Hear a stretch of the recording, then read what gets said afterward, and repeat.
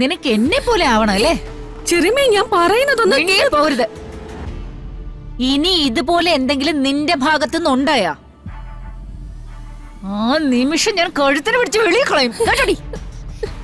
എന്നോടേ ഒരുത്തനും ചോദിക്കില്ല നീ ഇപ്പൊ എന്തിനാ അവനെ തല്ലിയത്. എന്തിനാണെന്ന് നിങ്ങളുടെ മോനോട് തന്നെ ചോദിച്ചു നോക്ക്. എന്താടാ എന്താ എന്താ ഇവിടെ നടക്കുന്നേ? വേണ്ടമ്മേ, അത് അമ്മ അറിയണ്ട. എനിക്കറിയണം ഇവളെന്തിനാ നിന്നെ തല്ലിയത്. സൂര്യയുടെ ഭാര്യ ആയതുകൊണ്ടല്ലേ അമ്മ ഇവളെ കൊണ്ട് ജോലികളൊക്കെ ചെയ്യിക്കുന്നത്. അതിന് കൽപ്പനയ്ക്ക് അതിൽ നിന്നൊക്കെ മോചനം വേണം. അമ്മയെ പോലെ കണിമംഗലത്ത് അവകാശം വേണം.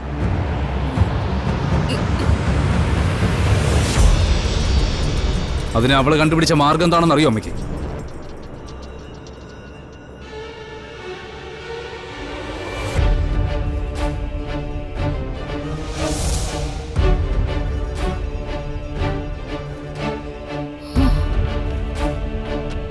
ഇത് അവളുടെ കഴുത്തി കെട്ടി കൊടുക്കാൻ എന്നെ നിർബന്ധിക്കുക. കള്ളം! ഈ പറയുന്ന എല്ലാം കള്ളം. സൂര്യയെ പിരിയാൻ തയ്യാറാണ്, എന്നോടൊപ്പം ജീവിച്ചോളന്നൊക്കെ ഇവള് പറയുന്നത്. ആ ഇത്രയും കാലം ഏട്ടത്തെയായിട്ട് കണ്ടൊരാള്. ചെറിയമേ, ഇവൻ പറയുന്നത് മുഴുവൻ കള്ളോ. ചെറിയമേ, എന്നൊന്ന് വിശ്വസിക്ക്. നടന്ന കാര്യം ഞാൻ പറയാം. പൂജാമുറി അടിച്ചു മാറിക്കൊണ്ടിരുന്ന എന്റെ അടുത്ത് വന്ന് എന്റെ കഴുത്തില് താലി കെട്ടുമെന്ന് പറഞ്ഞത് ഇവനാ.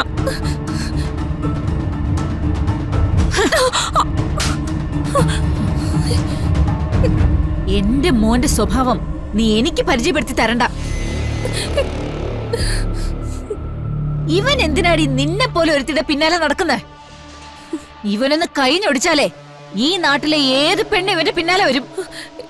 ഇവനെ കോടീശ്വരനായ ചന്ദ്രശേഖരന്റെ മകനാ. ചെറിയമേ, ഞാൻ പറയുന്നതൊന്ന് വിശ്വസിക്ക്. നടന്നത് എന്താണെന്ന് കൃത്യമായിട്ട് ഞാൻ പറഞ്ഞു തരാം. പ്ലീസ്. നീ ഇനി ഒന്നും പറയണ്ട.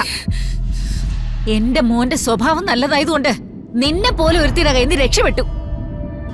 എങ്ങനെ ചിന്തിക്കാൻ കഴിയുന്നടി നിനക്ക്? മുൻപൊരുത്തി നിങ്ങൾ തമ്മിൽ ഇവിടെ എന്തോ ഉണ്ടെന്ന് പറഞ്ഞ് ബഹളം ഉണ്ടാക്കി. അന്ന് നീ എന്റെ കാല് പിടിച്ച് പറഞ്ഞതാ നിന്നോട് ഏറ്റവും മാന്യമായി പെരുമാറുന്നത് ഗൗതമാണെന്ന്.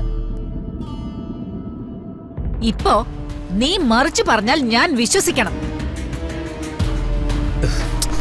സത്യം പറഞ്ഞ ചത്ത് കളയാൻ തോന്നിയതാ. ഇങ്ങനെയൊക്കെയാണോ നമ്മൾ ആത്മാർത്ഥമായിട്ട് സ്നേഹിക്കുന്നവര് നമ്മളോട് പെരുമാറുന്നത്? നീ പൊയ്ക്കോടാ. ഇവളുമാരുടെയൊക്കെ വർഗ സ്വഭാവം ഇത് തന്നെയാ. നീ പൊയ്ക്കോ പൊയ്ക്കോ. നിന്റെ ആഗ്രഹം കൊള്ളാടി. നിനക്ക് എന്നെ പോലെ ആവണം അല്ലേ? ചെറിയമേ, ഞാൻ പറയുന്നതൊന്നും വെളിയിൽ പോരുത്. ഇനി ഇതുപോലെ എന്തെങ്കിലും നിന്റെ ഭാഗത്തുനിന്ന് ഉണ്ടായാ ആ നിമിഷം ഞാൻ കഴുത്തിന് പിടിച്ച് വെളിയിൽ കളയും കേട്ടോടി. എന്നോടേ ഒരുത്തനും ചോദിക്കില്ല.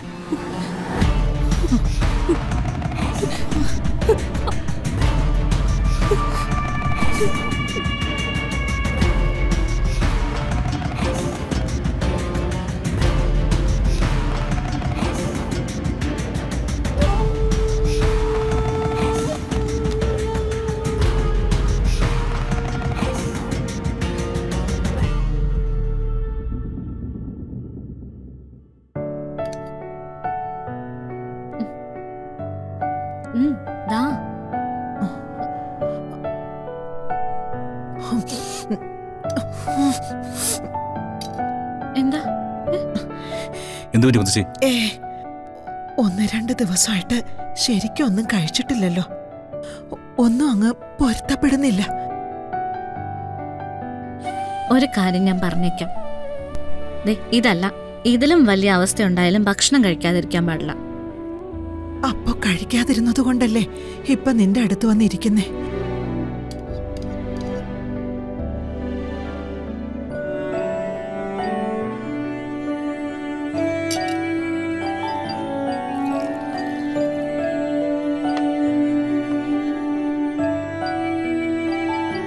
അതെ 2-3 നേരം കഞ്ഞി തന്നെ കുടിച്ചാൽ മതി.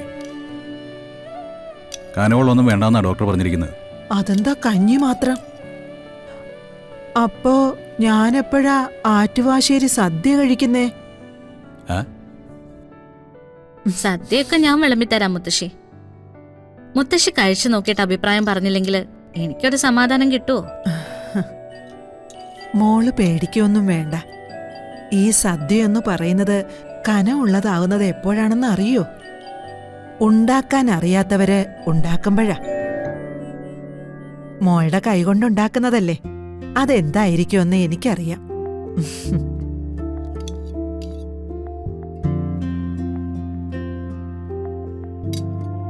എന്താ ഇപ്പൊ ആലോചിച്ചേ? ഒന്നുമില്ല മോനെ. മനസ്സിന്റെ പാതി ഇപ്പോഴും കണിമംഗലത്ത് കിടക്കുക. അത് നീ ഇങ്ങോട്ട് കൊണ്ടുവെക്കെന്റെ മുത്തശ്ശി. മുത്തശ്ശി, ഞങ്ങളുടെ ഏറ്റവും വലിയ ആഗ്രഹമായിരുന്നു മുത്തശ്ശിയെ പൊന്നുപോലെ നോക്കണമെന്ന്. കാരണം ഞങ്ങള് രണ്ടുപേരും ഇങ്ങനെ ഒന്നിച്ചിരിക്കാൻ കാരണം മുത്തശ്ശിയല്ലേ. പിന്നെ ഈ കഞ്ഞു കുടിച്ചിട്ട് എഴുന്നേറ്റ് കഴിഞ്ഞാ പിന്നെ മുത്തശ്ശിയുടെ മുഖം വാടി കാണാൻ പാടില്ല. മുത്തശ്ശിയെ ബുദ്ധിമുട്ടിക്കുന്ന ചിന്ത എന്താണോ അപ്പൊ തന്നെ അതിന് വിട്ടുകളയാണ്. ബാക്കിയൊക്കെ നമുക്ക് വരുന്നിടത്ത് വെച്ച് കാണാം. ശരി, എന്റെ മുഖത്തൊരു അസ്വസ്ഥത വന്നിട്ട് ഇനി നിങ്ങൾ കാണില്ല. പോരെ? ആ. മോളെ രാധികെ, നമുക്ക് നമ്മുടെ പഴയ കാലത്തിലേക്ക് അങ്ങ് പോവാം. ഇതെന്തിനാ ഈ സങ്കടവും ചുമന്നിട്ട്, അല്ലേ? ആ, അങ്ങനെ മിടുക്കി കുട്ടിയായിട്ട് വാ.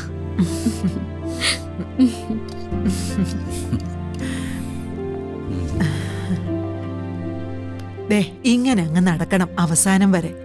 അതേ ഉള്ളൂ മുത്തശ്ശിയുടെ പ്രാർത്ഥന.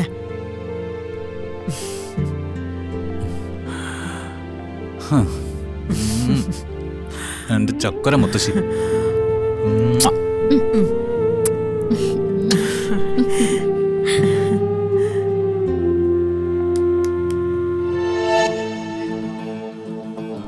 മുത്തശ്ശി, എന്തായാലും ഇന്ന് ഷൂട്ടില്ലല്ലോ, നമുക്ക് എവിടെയെങ്കിലും ഒന്ന് പോയാലോ? ആ, എങ്ങോട്ടാണെന്ന് പറ. മുത്തശ്ശി ഏതെങ്കിലും അമ്പലത്തിൽ പോകണമെന്ന് ആഗ്രഹമുണ്ടോ? എന്തിന്? എടി, നിന്റെ അച്ഛന്റെ കൂടെ പാതി പട്ടിണിയായിരുന്നപ്പോ കൊറേ അമ്പലങ്ങൾ കയറി നിരങ്ങിയതാ. ഇനി എനിക്ക് ഒരിടത്തും പോകേണ്ട കാര്യമില്ല.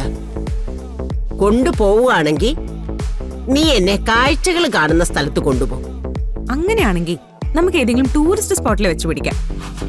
മുത്തശ്ശി കാണാത്ത എത്രയോ സ്ഥലങ്ങൾ കിടക്കുന്നു. ആ, അത് ഈ ലോകം മുഴുവനും ഇല്ലേ?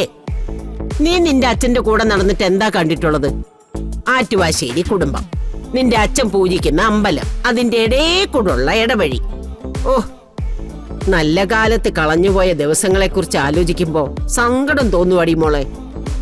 പേടിക്കണ്ട മുത്തശ്ശി, ഇനിയുള്ള സമയം നമുക്കങ്ങ് ആഘോഷിക്കണം.